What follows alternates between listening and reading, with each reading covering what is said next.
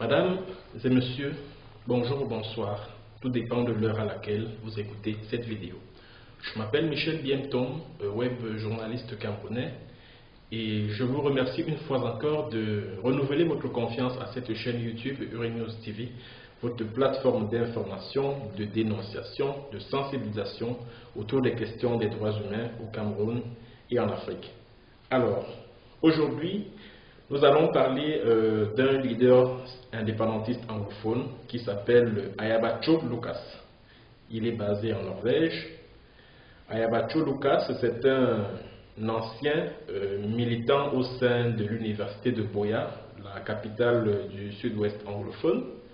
Donc c'est un ancien leader estudiantin au début des années 2000 qui aujourd'hui se retrouve en Norvège et qui est à la tête de l'Ambazonian Government Council, qui est un conseil de gouvernement qui lutte pour la cause indépendantiste anglophone. Et Ayabacho Lucas est aussi à la tête d'une faction de la branche armée de ce mouvement appelée l'Ambazonian Defense Force. Alors c'est de lui que nous allons donc parler au cours de cette séance vidéo, et le prétexte de cette séance vidéo c'est bien évidemment l'arrestation de 39 de ces combattants, les combattants de l'Ambazonian Defense Force au niveau de Kumbo dans le département du Bui par les Bui Warriors, qui est un groupe armé contrôlé par l'Ambazonian Security Council qui lui dépend de l'interim government dirigé par Dr Samuel Sako Ikom, qui est basé aux États-Unis. Donc vous comprenez que en ce moment, au sein du mouvement indépendantiste anglophone, il existe deux factions, à savoir la faction de Samuel Sako Ikom et la faction de Ayabacho Lucas. Alors, avant d'entrer dans le vif du sujet, je vais m'adresser à un agent de la division de la sécurité militaire qui est à Yaoundé.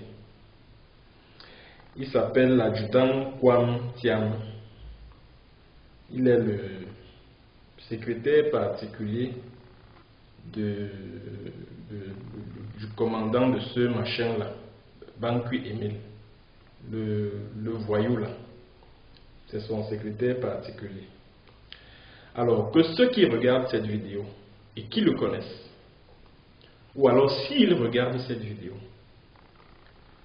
qu'ils sachent, ou alors dites-lui, que ce soit la toute dernière fois que je n'entende plus qu'il a sorti mon nom de sa bouche. Que ce soit la dernière fois. Mais alors la toute dernière fois. Parce que la prochaine fois que j'entends que ce boudon-là a osé ouvrir sa gueule pour en laisser sortir mon nom, il aura de mes nouvelles. C'est-à-dire qu'en plus de son patron, que je suis en train de gérer depuis un certain temps, moi je vais tomber sur lui comme un caterpillar qui est en train de bitumer une autre. Qu'il le tienne pour dit. Et je ne m'amuse pas. Donc, cher monsieur, moi, c'est entre ton patron et moi. Parce que moi, j'avais promis que ce type, je vais le dégager. Vous avez eu tout votre temps, vous avez eu 2 mois. Vous avez fini par m'écraser, je suis devenu un exilé et tout ça. Ok, votre temps est passé. Maintenant, c'est moi qui contrôle la situation. Et je vous assure que votre patron là, il va me sentir passer. Parce que je vais le toucher et sévèrement et correctement. Donc c'est entre ton patron, entre votre patron et moi. Ne venez pas vous introduire là au milieu. De peur que ça soit désormais un problème de 3 personnes. Donc mettez-vous, c'est-à-dire que décalez légèrement et laissez-moi m'occuper de votre patron. Et je vais franchement m'occuper de lui. Comme il dit que oui, il a des copains ici, il a des camarades ici. Ok, peut-être qu'il va appeler ses copains d'ici ou ses camarades d'ici pour m'arrêter et me ramener au Cameroun. Qu'il le fasse. Mais avant qu'il ne le fasse, je vais d'abord copieusement le descendre. Copieusement. Et ce sera jusqu'à. Peut-être que la mort va me prendre entre temps. Jusqu'à, c'est-à-dire que je vais le hanter tout le restant de sa vie. Ce crapuleux-là, cette crapule-là, qui est à la tête de la sécurité militaire au Cameroun. Donc dis-le lui. Et ne venez pas vous introduire là. Adjudant Kouamte, ne venez pas, mettez-vous à l'écart. Parce que si vous vous introduisez là, en tout cas, je vous ai déjà prévenu. Voilà, venons-en à notre sujet. Nous parlions donc de l'arrestation le 19 janvier 2019 de 39 combattants de l'Ambazonian Defense Force par les troupes du Bui Warriors, dirigées par un certain général Tchatcha. Les 39 ont été arrêtés. Bon, c'est vrai qu'il y a un qui, au cours d'une dispute, a trouvé la mort. Bon, il s'appelait Fon quelque chose. Mais aujourd'hui, c'est 38 combattants de l'Ambazonian Defense Force qui sont en détention, entre les mains des Blue Warriors contrôlés par le général Tchatcha. Alors, j'ai essayé de parcourir un peu des publications de certains confrères sur ce problème-là. Alors, je me suis rendu compte, parce que j'ai lu, oui, vraiment, il y a des divisions au sein du mouvement indépendantiste anglophone, etc., etc. Et même sur les réseaux sociaux, je vois comment certains soutiens du régime de Yaoundé s'agitent pour dire, voilà, ceci, les bagarres ont commencé, ils sont déjà divisés. Mais pour moi qui suis ce conflit, en tant qu'observateur averti, bon, ça c'est sans fausse modestie, moi je considère ça comme un début de nettoyage. Oui, la révolution anglophone a engagé une phase de nettoyage en sens de tous ceux qui la pourrissent en son sein. C'est comme ça que moi j'analyse ça. Pourquoi je le dis? Parce que maintenant, je vais vous permettre, je vais vous amener à comprendre les origines de ce problème-là. Je vais vous amener, c'est-à-dire que je vais situer cet incident qui s'est déroulé dans le Bui. C'est-à-dire que je vais situer l'arrestation de ces 39-là dans son contexte pour que vous puissiez comprendre exactement ce qui se passe. Parce que l'arrestation des 39 combattants de l'Ambazonian Defense Force est venue révéler des collusions entre le pouvoir de Yaoundé et une faction du mouvement indépendantiste anglophone. Oui, ça il faut le dire. C'est de cela qu'il est question. L'arrestation de ces 39 EDF, Ambazonian Defense Force, les combattants de l'EDF, est venue révéler des soupçons ou des suspicions de collusion entre le pouvoir de Yaoundé, entre certains hauts gradés de l'armée camerounaise. Cette collusion, donc, elle est venue révéler cette collusion-là entre le pouvoir de Yaoundé, certains hauts gradés de l'armée camerounaise et une faction de la branche armée du mouvement indépendantiste anglophone. Alors, pour situer donc ce problème dans son contexte, je vais commencer par vous lire un article. L'article a été publié par Patrice Noma, un activiste camerounais qui vit aux États-Unis, qui est un ancien militaire, sergent au sein de l'armée camerounaise. Il a été au sein de la garde rapprochée, il a été membre de la garde rapprochée de Chantal Biya et il a même travaillé au sein de la division de la sécurité militaire. Il est aux États-Unis. Alors, le 19 septembre 2018, Patrice Nouma publie un article qui contient des faits extrêmement graves. Avec votre permission, mesdames et messieurs, chers compatriotes, je vais vous lire l'article en question, parce que cela est passé inaperçu à l'époque. Je vais vous lire cet article-là. Je vais vous la lire. Accordez-moi juste quelques secondes. Je vais vous lire cet article-là. Accordez-moi quelques secondes, s'il vous plaît. Voilà, je retrouve ça. Je suis en train de retrouver cet article-là. Voilà, l'article a été publié le 19 septembre 2018 sur la page Facebook de l'activiste Patrice Nouma. Et l'article a été repris par le site d'information Cameroun Web. Alors, l'article publié, c'est-à-dire que l'article repris par Cameroun Web, l'a été sous le titre « Confidentiel ». Voici le colonel qui approvisionne les Ambazoniens en armes. Écoutez bien. Confidentiel. Voici le colonel qui approvisionne les Ambazoniens en armes.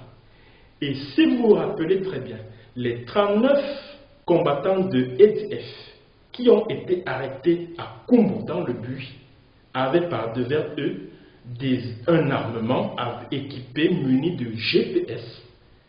Ils avaient des sacs contenant ainsi que des tenues militaires, etc., etc.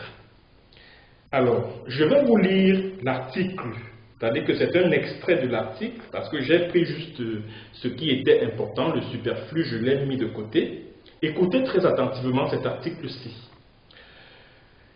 D'après une note d'information dont copie nous a été envoyée, le service l'ayant envoyé estimant que Paul Biya ne le recevra jamais, l'accusé étant celui qui devrait le lui transmettre. Plusieurs acteurs du haut commandement militaire mettent tout en œuvre pour prêter main forte aux sécessionnistes en ce moment. Écoutez très bien. Plusieurs acteurs du haut commandement militaire mettent tout en œuvre pour prêter main forte aux sécessionnistes en ce moment. La note d'information est un rapport fait par un agent de renseignement adressé au chef de l'État. D'après la note d'information, le premier acteur des actes dénoncés assimilables à la haute trahison dans le corpus législatif est un individu qui occupe la fonction de chef de la sécurité militaire, chef sémile.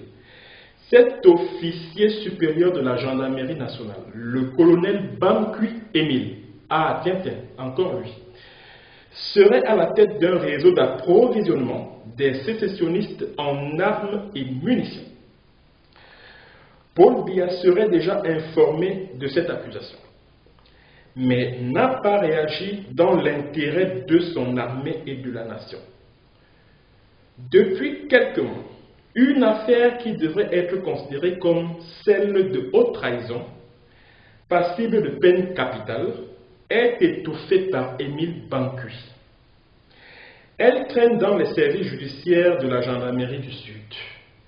En effet, lors d'un contrôle de routine, des éléments de la Légion de gendarmerie du Sud sur l'axe Ambam et Bolova aux environs de 17 h, le 17 juin 2018, les gendarmes ont découvert qu'une voiture de marque Toyota Hiace appartenant à l'agence de voyage Villa Express transportait une cargaison de plus de 40 000 munitions.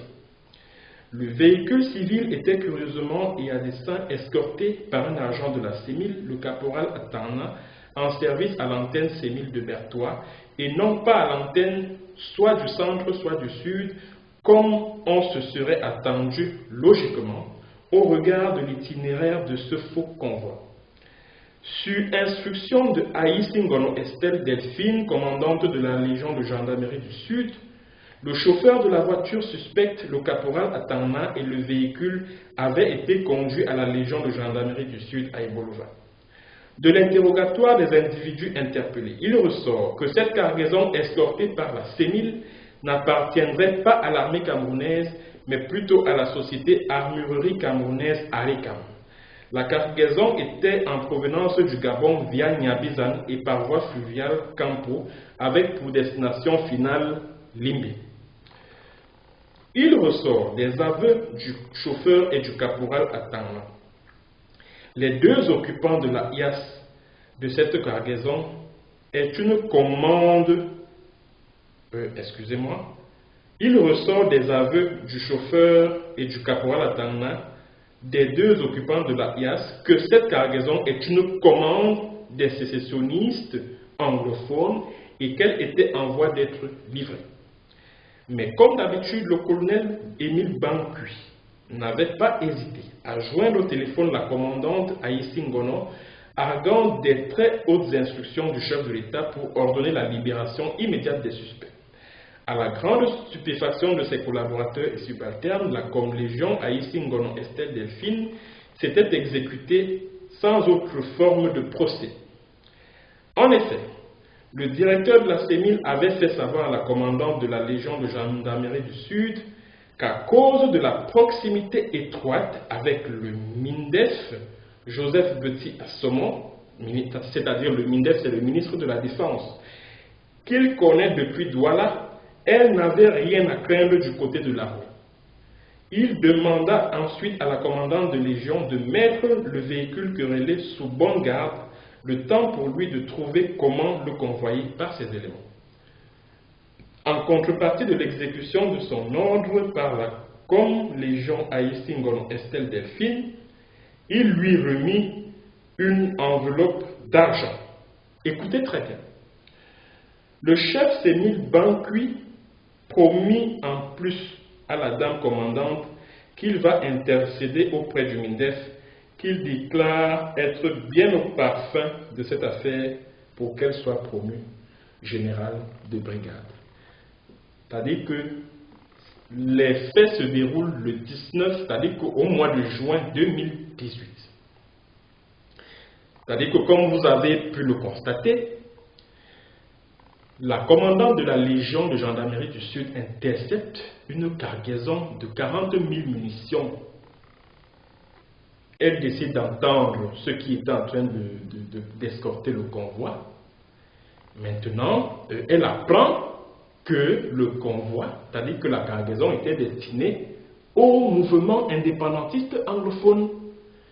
C'est ainsi que la commandante de la Légion de gendarmerie décide donc d'entendre sur procès verbal tout ce qui faisait partie de l'escorte.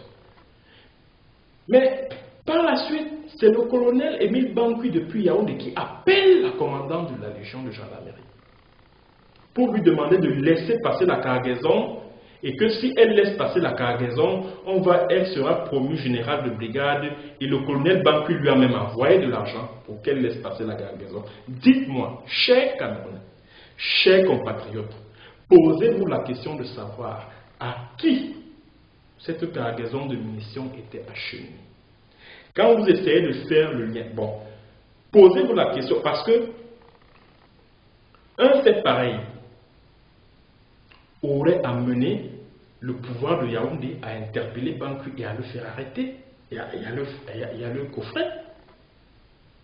Mais jusqu'aujourd'hui, il a bénéficié des bonnes grâces de ce pouvoir-là. Ça veut dire que la présidence de la République était bel et bien au courant que cette cargaison de munitions était destinée à un groupuscule, c'est-à-dire à un mouvement, à une faction du mouvement indépendantiste anglophone qui est favorable au pouvoir de Yaoundé. Aussi simple que ça. N'attendez surtout pas que cette cargaison soit destinée à un groupe séparatiste qui combat le pouvoir de Yaoundé. Ce n'est pas possible. Ça veut dire tout simplement que le régime de Yaoundé a, dans la zone anglophone, des groupes séparatistes qui lui sont favorables. Je vous relate cela pour que vous puissiez comprendre le contexte de l'arrestation des 39 combattants de l'Ambazonian Defense Force. Bon, ça c'est un autre fait. Ça c'est un autre fait. Ça c'est un fait. Parce que je vais vous amener à... C'est-à-dire que ce que je suis en train de faire, c'est de contextualiser l'incident qui a eu lieu récemment dans le Buis.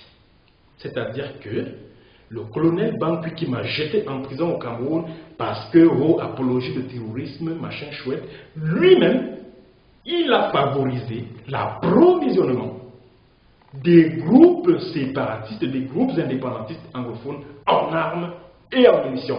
Et ne me demandez surtout pas, ne me posez pas la question quel type de groupe séparatiste il approvisionnait en armes. Vous le saurez tout à l'heure. Alors, nous sommes le 19 septembre 2018. Quelques 2 ou 3 jours plus tard,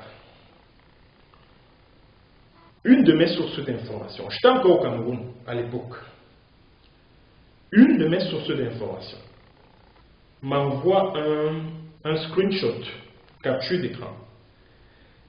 Il s'agit d'une conversation entre Ayabacho Lucas, qui est le patron de l'Ambazonian Defense Force, et un de ses commandants sur le terrain. Alors, je vais vous lire parce que j'ai la capture d'écran avec moi. J'ai la capture d'écran, je peux même vous la montrer. Je l'ai, cette capture d'écran-là. Je l'ai, la voici. Voilà. Je ne sais pas si vous voyez cette capture d'écran. La voici. Voilà. Vous voyez? Voilà cette capture d'écran. La voici. Voilà. Voilà. Vous voyez que c'est une conversation. Voilà. Alors, ma source m'envoie donc cette capture d'écran. Elle me l'envoie. Je regarde, je vois qu'il s'agit bel et bien d'Ayabacho qui est en train d'écrire parce que, au même moment, quelqu'un a réussi à m'envoyer le contact d'Ayabacho Lucas par WhatsApp. J'ai changé de temps en temps avec lui par WhatsApp et je me suis rappelé que c'était exactement la même photo de profil WhatsApp. Bon, voici ce que Ayabacho dit. Écoutez très bien, mes chers compatriotes, chers Camerounais, parce qu'il faut que vous sachiez toutes ces choses-là. Voici ce que Ayabacho dit à un de ses combattants, à un de ses commandants sur le terrain. Je vais lire en anglais et je vais traduire après. Do your possible best with the brave ones to blow off some of those camps who don't want be under our control. Ça veut dire, faites tout ce qu'il y a de mieux pour détruire tous les camps des groupes indépendantistes anglophones qui refusent de se mettre sous notre contrôle. As for the IG, c'est-à-dire pour le IG, donc le IG qui est contrôlé par Samuel Sako Ikom, with their Red Dragon. Donc, les Red Dragons, c'est un groupe indépendantiste anglophone qui est dirigé par Phil Marshall. We will use the recently boot RPGs on them. Donc, ça veut dire que, s'agissant des Red Dragons que contrôle le Interim Government, donc ce qu'on appelle là-bas le IG, donc les Red Dragons, nous allons utiliser les RPG que nous avons acquis récemment sur eux. Écoutez très bien. Bon, maintenant, son commandant répond, Trust me, CIC, I will wipe all of them. Ça veut dire que, crois-moi, commandant en chef, je vais tout nettoyer. Je vais les nettoyer tous. C'est ce que son commandant en chef donne comme réponse. Maintenant, la suite est encore plus intéressante. How much is left from the money Chief Muketes, manager, handed?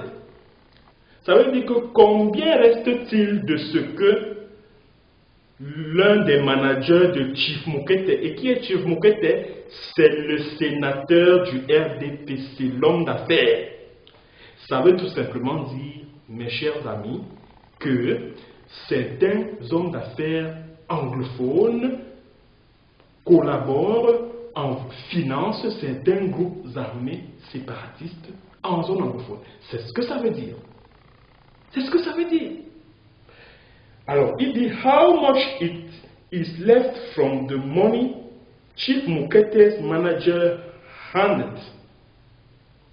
Donc, combien reste-t-il de l'argent que l'un des managers de Chief Moukete nous a donné? Alors, son commandant sur le terrain répond 4 398 000 francs. Il dit 4 398 000 francs. And we use 50,000 francs. 50,000 francs after we return from Nigeria. Et que nous avons utilisé 50 000 francs après notre retour du Nigeria.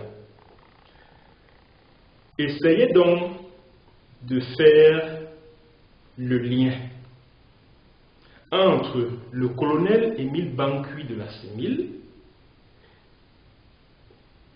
qui, selon une note de renseignement transmise au président Biya, approvisionne des groupes séparatistes en armes, et à cette même période, Aya Bacho demande à un de ses combattants de détruire tous les camps des séparatistes qui refusent de se mettre sous son contrôle, de préférence les groupes séparatistes qui sont acquis à l'interim government dirigé par Dr Sako. Je ne sais pas si vous voyez, si vous essayez d'établir le lien entre tout ce que je viens de vous relater et ce qui s'est passé récemment dans le buis. Alors, quand j'ai reçu cette capture d'écran, j'ai écrit à Ayabacho. Je lui ai dit, mais grand frère, qu'est-ce qui se passe? Je viens de lire un truc là, et puis voilà, machin.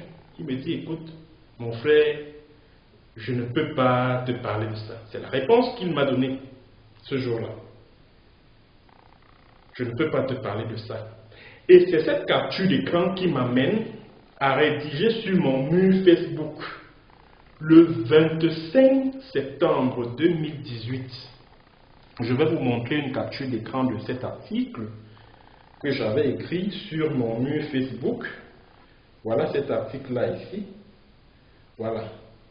Voilà cet article ici. Voilà.